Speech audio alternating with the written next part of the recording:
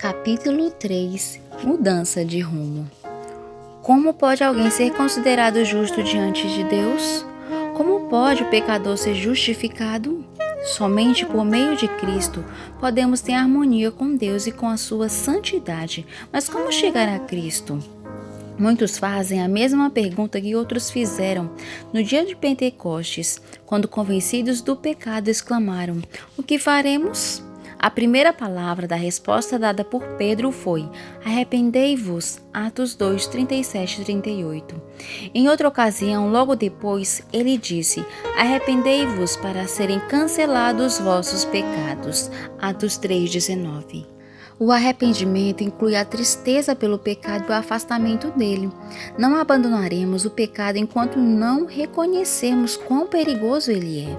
E enquanto não nos afastarmos sinceramente do pecado, não haverá mudança real em nossa vida. Muitas pessoas não compreendem a verdadeira natureza do arrependimento, lamentam seus pecados e até procuram fazer alguma mudança na forma de viver, por medo de seus erros e que eles lhe causam maiores sofrimento. Mas isso não é arrependimento no sentido bíblico. Essas pessoas querem evitar o sofrimento, mas não o próprio pecado. Esse foi o tipo de tristeza de Esaú, quando viu que o direito de primogenitura estava perdido para sempre. Balaão, aterrorizado pelo anjo que bloqueava seu caminho, com uma espada na mão, chegou a reconhecer sua culpa com medo de morrer, mas não teve um arrependimento genuíno, nem manifestou mudança de propósito ou vontade de abandonar o pecado. Judas Iscariotes, depois de trair seu Senhor, exclamou: "Pequei traindo sangue inocente." Mateus 27, 4. A confissão brotou de uma mente culpada por um terrível senso de condenação e pelo temor do julgamento que o aguardava.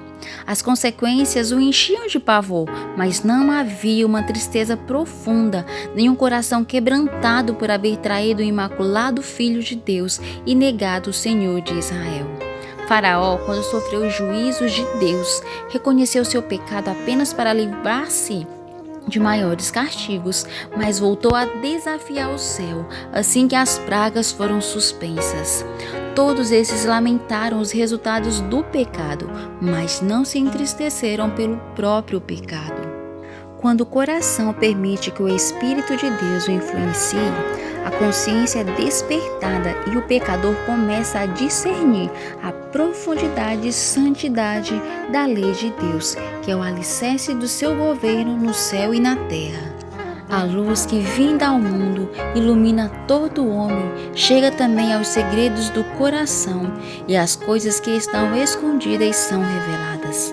Um senso de culpa apodera-se da mente e do coração dessa pessoa. Ela passa a sentir a justiça de Jeová e experimenta um sentimento de horror em sua própria culpa e impureza diante do Deus que conhece tudo o que vai dentro do coração. Ver o amor de Deus, a beleza da santidade, a alegria da pureza e deseja ser purificada e ver restaurada sua comunhão com o céu. A oração de Davi, após sua queda, ilustra a natureza da verdadeira tristeza pelo pecado. Seu arrependimento foi sincero e profundo. Não houve esforço para minimizar sua culpa. Sua oração não foi inspirada pelo desejo de escapar do julgamento que o ameaçava. Davi tomou consciência da grandeza da sua transgressão, viu a contaminação da sua mente e passou a aborrecer o pecado. Ele não orou somente pelo perdão, mas para ter o coração purificado. Ele passou a anelar a alegria da santidade e a restauração da harmonia e da comunhão com Deus. Assim, ele se expressou: "Bem-aventurado aquele cuja iniquidade é perdoada, cujo pecado é coberto. Bem-aventurado o homem a quem o Senhor não atribui iniquidade e em cujo espírito não há dolo." Salmos 32, 1 e 2. Compadece-te de mim, ó Deus, segundo a tua benignidade e segundo a multidão das tuas misericórdias, apaga as minhas transgressões.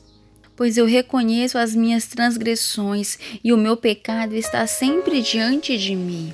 Purifica-me com hisopo e ficarei limpo, lave-me e ficarei mais alvo que a neve. Cria em mim, ó Deus, um coração puro e renova dentro de mim um espírito inabalável. Não me repulses da tua presença, nem me retires do teu Espírito Santo. Restitui-me a alegria da tua salvação e sustenta-me como espírito voluntário. Livra-me dos crimes de sangue, ó Deus, Deus da minha salvação, e a minha língua exaltará a tua justiça. Salmos 51, verso de 1 a 14. Um arrependimento como esse está além do nosso alcance. Somente podemos obtê-lo em Cristo, aquele que subiu ao céu e concedeu dons aos homens. É precisamente nesse ponto que muitos erram e deixam de receber o auxílio que Cristo quer lhes dar.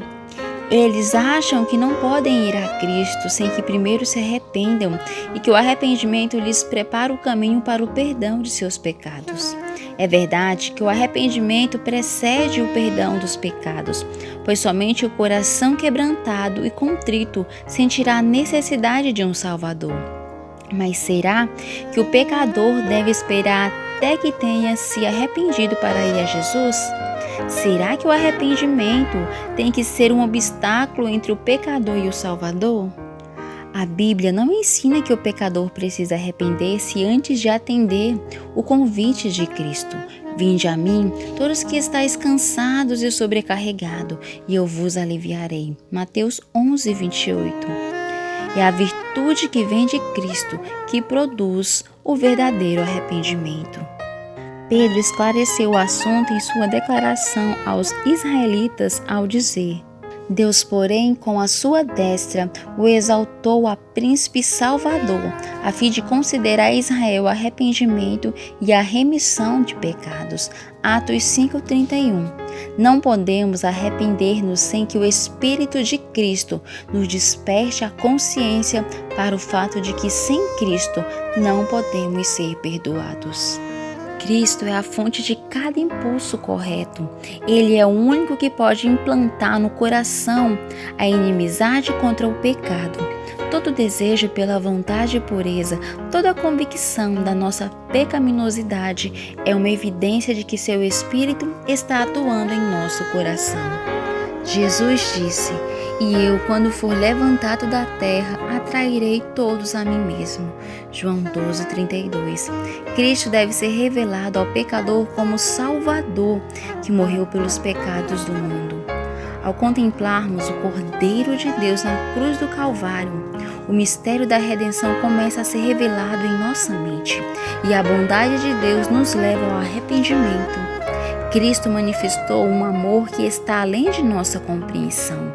Esse amor enternece o coração do pecador, impressiona-lhe a mente e o leva à contrição.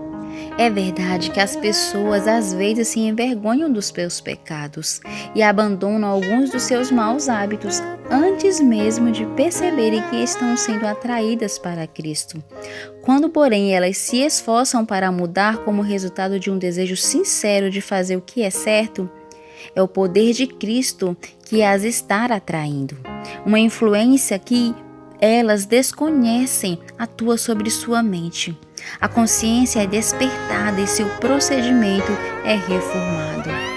Quando Cristo as atrai, levando-as a olhar para a cruz e a contemplar aquele a quem seus pecados traspassaram, o mandamento penetra a consciência. Aparecem diante dos seus olhos a pecaminosidade da sua vida e o pecado arraigado em sua mente. Essas pessoas começam a perceber a justiça de Cristo e exclamam: afinal, o que é o pecado para que tão grande sacrifício fosse exigido para a redenção de sua vítima? Era necessário todo esse amor, todo esse sofrimento, toda essa humilhação para que não perecêssemos, mas tivéssemos vida eterna? O pecador pode resistir a esse amor, pode recusar a deixar-se atrair para Cristo, mas se não resistir, será atraído para Cristo. O reconhecimento do plano da salvação o conduzirá aos pés da cruz em arrependimento pelos seus pecados, os quais causaram os sofrimentos do amado Filho de Deus. A mesma mente divina que opera na natureza fala ao coração das pessoas e cria nelas um irresistível desejo de obter algo que não possuem. As coisas do mundo não as satisfazem mais. O Espírito de Deus insiste com elas para que busquem aquilo que de fato pode trazer paz e descanso, a graça de Cristo e a alegria da santidade. Através da influência visível e invisível, nosso Salvador está constantemente agindo para atrair a mente das pessoas dos prazeres ilusórios do pecado para as bênçãos infinitas que por meio dele pode alcançar. Para aqueles que estão tentando matar sua sede com a poluição deste mundo, é dada a mensagem: aquele que tem sede, venha, a quem quiser receba de graça a água da vida. Apocalipse 22:17. Você que tem no coração o desejo de obter algo melhor do que aquilo que o mundo pode dar, reconheça nessa necessidade a voz de Deus falando à sua mente.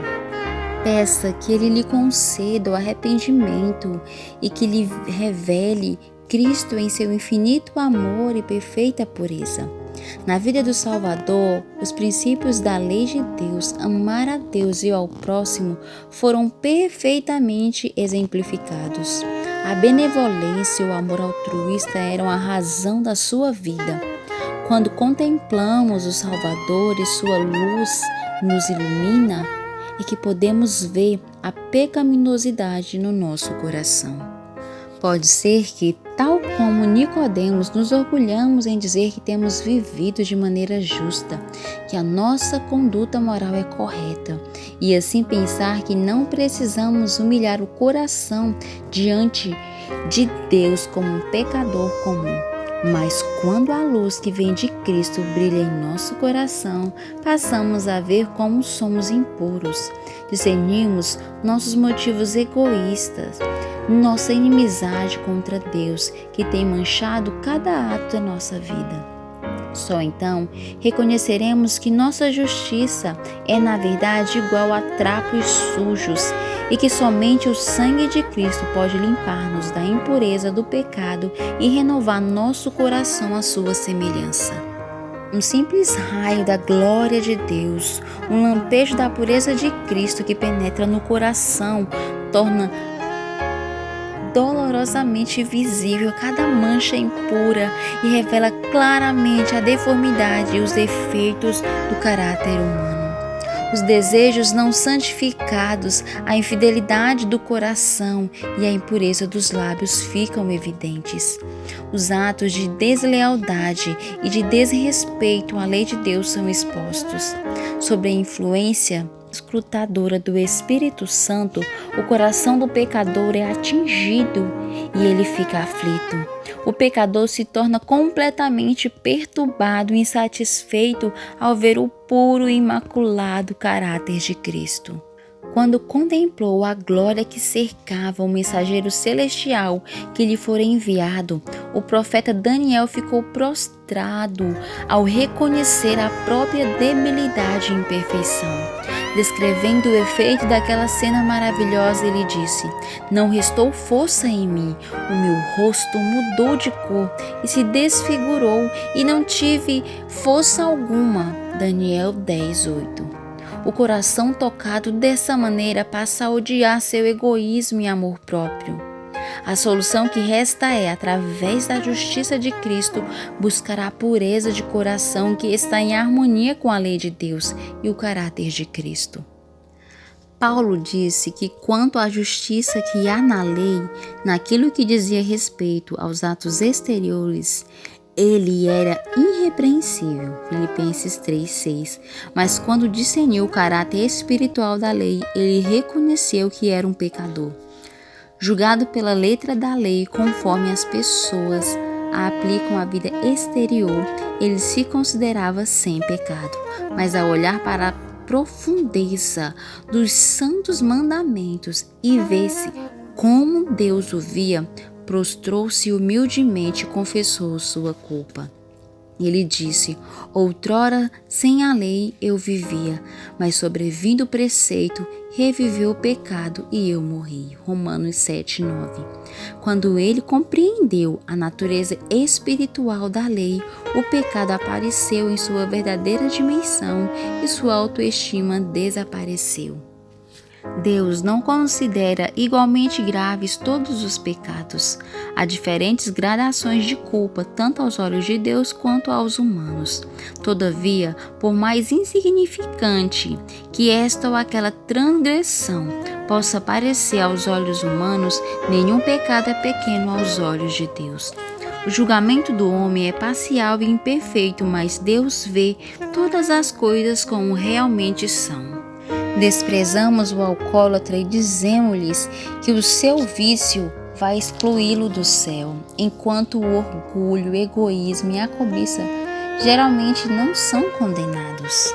Mas esses pecados são especialmente ofensivos diante de Deus, pois contrariam a benevolência do seu caráter e o amor desinteressado que compõe a própria atmosfera do universo onde o pecado não entrou. Aquele que comete um pecado grave pode se sentir envergonhado e necessidade da graça de Cristo. O orgulhoso, porém, não sente essa necessidade, por isso fecha o coração para Cristo e as bênçãos infinitas que Ele veio a conceder-lhe. O pobre publicano que orou: ó Deus, se propício a mim, pecador, Lucas 18:13, se considerava uma pessoa ímpia e era assim que os outros também o viam. Mas ele sentia necessidade de Cristo e, com seu fardo de culpa e vergonha, aproximou-se de Deus rogando por sua misericórdia. Seu coração abriu-se para o Espírito de Deus, para que ele operasse e livrasse-o do poder do pecado. A oração soberba e cheia de justiça própria do fariseu demonstrou que o seu coração estava fechado para a influência do Espírito Santo. Por causa desse distanciamento de Deus, ele não podia perceber que a sua impureza contrastava com a perfeição da natureza divina.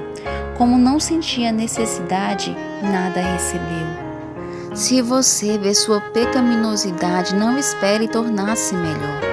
Muitas pessoas pensam que não são suficientemente boas para aproximar-se de Cristo. Você acha que vai se tornar uma pessoa melhor por seus próprios esforços? Pode acaso o etíope mudar a sua pele ou o leopardo as suas manchas? Então poderíeis fazer o bem estando acostumados a fazer o mal. Jeremias 13:23. Somente em Deus há ajuda.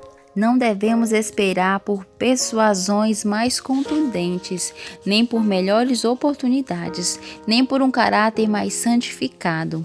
Por nós mesmos, nada podemos fazer. Devemos ir a Cristo do jeito que estamos. Não nos enganemos, porém, com o pensamento de que Deus, em seu grande amor e misericórdia, salvará até mesmo os que rejeitaram sua graça. O tremendo caráter maligno do pecado somente pode ser avaliado diante da cruz. Se alguém insiste em dizer que Deus é bom demais para rejeitar o pecador, é porque não olhou para o Calvário. Foi por não haver outra maneira pelo qual a humanidade pudesse ser salva que Cristo tomou sobre si a culpa da desobediência e em seu lugar, no lugar do desobediente, sofreu a morte. Pois, sem sacrifício era impossível para o ser humano escapar do poder contaminador do pecado e ser restaurado à comunhão com os seres santos, como também era impossível que se tornasse participante da vida espiritual. O amor, o sofrimento e a morte do Filho de Deus dão testemunho da terrível enormidade do pecado e declaram não haver escape do seu poder nem esperança de uma vida melhor, e não a esperança, a não ser através da entrega do coração a Cristo. O pecador impenitente às vezes tenta justificar-se dizendo a respeito de professos cristãos: sou tão bom quanto eles. Esses aí não são mais bondosos nem mais corretos em seu modo de viver do que eu. Eles gostam dos prazeres e são tão condescendentes quanto eu. Dessa maneira, o pecador faz das falhas dos outros uma desculpa para negligenciar seu dever. Mas os pecados e as falhas dos outros não servem como desculpa para pessoa alguma, pois o Senhor não nos deu o modelo humano imperfeito. O Imaculado Filho de Deus foi dado como exemplo, e os que se queixam de mau procedimento dos professos cristãos são os mesmos que deveriam mostrar uma vida melhor e exemplos mais nobres. Se eles têm uma ideia tão clara sobre o que significa ser um cristão, não seria ainda maior o seu pecado? Eles sabem o que é certo, mas não querem pôr em prática. Cuidado com os adiamentos. Não deixe para depois a decisão de abandonar seus pecados e buscar a pureza de coração através de Jesus. É nesse ponto que milhares têm errado e se perderão para sempre. Não vou me demorar aqui sobre a brevidade e as incertezas da vida, mas há um perigo terrível e não suficientemente compreendido em adiar ou atender ao chamado do Espírito Santo, preferindo permanecer no pecado, pois é isso que acontece quando esse adiamento ocorre. O pecado, por menor que possa parecer, implica risco de perda da vida eterna. Aquilo que não vencermos acabará por nos vencer e causará a nossa destruição. Adão e Eva se convenceram de que comer o fruto proibido era algo tão insignificante que não poderia causar terríveis consequências declaradas por Deus. Mas essa desobediência desconsiderada era a transgressão da imutável e santa lei de Deus e resultou em separar o homem de Deus, permitindo a entrada da morte e trazendo sobre o mundo todo tipo de sofrimento. Séculos após séculos, tem-se ouvido um contínuo lamento sobre a terra, e toda a criação geme e agoniza de dor por causa da desobediência do ser humano. O próprio céu sentiu os efeitos da rebelião contra Deus. O Calvário tornou-se um monumento do enorme sacrifício necessário para expiar a transgressão da lei divina. Não consideremos o pecado uma coisa banal. Cada ato de transgressão, cada negligência ou rejeição da graça de Cristo cai sobre você mesmo, endurecendo o coração, tornando a vontade depravada, entorpecendo o entendimento e deixando-o cada vez menos sensível ao chamado do Espírito Santo de Deus. Muitos estão calando uma consciência perturbada com o pensamento de que podem mudar sua maneira errada de ser quando quiserem.